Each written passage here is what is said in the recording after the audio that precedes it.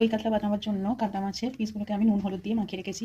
এর সঙ্গে লাগছে পেঁয়াজকে কুচি করে নিয়েছি, কাঁচা লঙ্কা, রসুন থিতো করা, আদা থিতো করা, নিয়েছি দই, এরপর নিয়েছি কাশ্মীরি লঙ্কা গুঁড়ো, ধনে গুঁড়ো, জিরে গুঁড়ো আর তেজপাতা, শুকনো লঙ্কা আর গোটা গরম মশলা।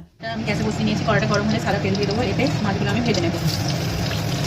মাছগুলো এবার আমি তুলে রাখবো, হালকা ভেজে মাছগুলো আমি তুলে রাখবো। এরপর আমি তেজপাতা, শুকনো লঙ্কা, গোটা গরম মশলা দিয়ে দেবো একটু ভাজা ভাজা হলে। এরপর দিয়ে দেবো রসুন কুচি, কাঁচা লঙ্কা, একটু নিয়ে ভেজে নেবো। এরপর দিয়ে দেবো কুচনো পেঁয়াজগুলো একটু। এবার দিয়ে দেবো আদাটা নেড়ে চেড়ে।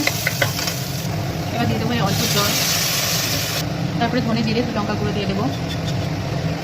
মশলাটা থেকে তেল ছেড়ে গেলে দিয়ে দেবো একটু জল, দিয়ে গ্যাসটাকে স্লো করে ফ্যাটানো দই দিয়ে দেবো। দিয়ে সমানে নাড়তে থাকবো। ফুটলে দিয়ে দেবো কাতলা মাছের পিসগুলো।